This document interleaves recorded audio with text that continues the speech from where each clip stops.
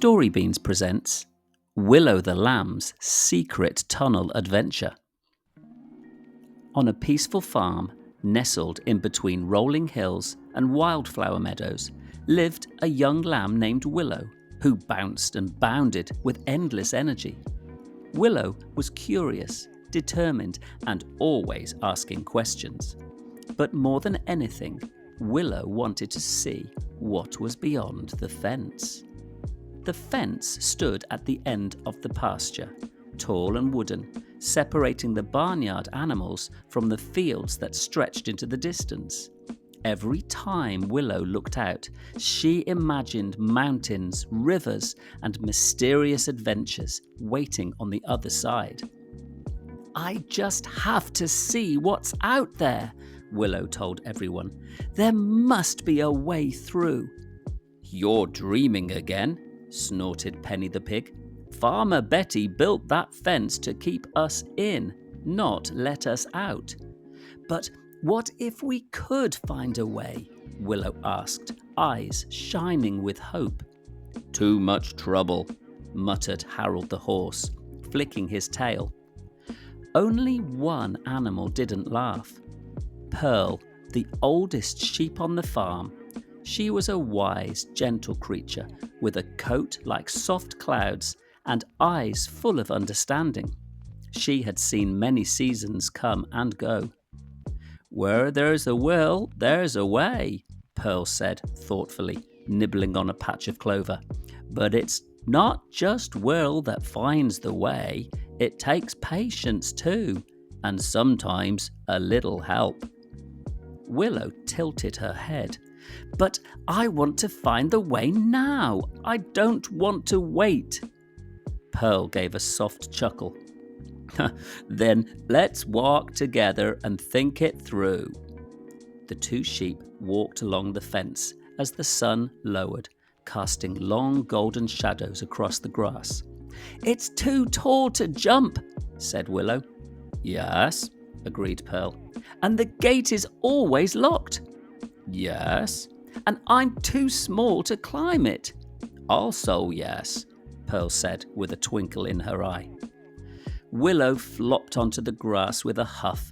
"Then what's the point? It's impossible." Pearl lay beside her, chewing slowly. "Tell me, little one, why do you want to go beyond the fence?" Willow blinked. Because I want to know what's out there. I want to explore, see new places, have adventures." Pearl murmured. "That sounds like a very strong will. But strong will without calm thinking is like trying to charge through a tree. You'll just hurt your head." Willow gave a sheepish smile. "So what should I do?" "Think, observe, and maybe ask for help." Willow's ears perked up. The next morning, Willow trotted around the farm, asking questions. To Benny the beaver, who lived near the stream, she asked, "Could you help me chew through the fence?" "Too thick," Benny said, "and not very respectful of Farmer Betty. But I'll help you think of something." To Cluckers the chicken, she said, "Do you see anything from the air?" "I can fly a bit," Cluckers clucked, flapping her stubby wings. "There's a small hole near the ground behind the haystack. Too small for you, but maybe—" Willow's tail wagged. "Maybe we can make it bigger." With Benny's knowledge of wood and Clucker's keen eyes, they formed a plan. Not to break the fence, but to find a weak spot and make it safe and wide enough to pass through. "It looks like you guys have got yourselves a plan," quacked Douglas the duck as he waddled his way into the conversation. Quickly, Willow rushed over to Pearl. "I found a way. We can dig a secret tunnel under the fence behind the haystack where the ground is soft and dry." Pearl nodded. "Excellent. But remember, patience, little one. Let's gather help." So Willow assembled her team. Benny the beaver would take on the digging of the hole. Cluckers the chicken would keep watch.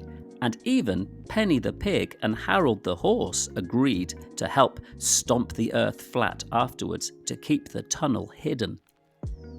Each day after chores, they worked, slowly, carefully, no rushing. Pearl taught Willow how to pace herself, how to listen, and how to encourage the others.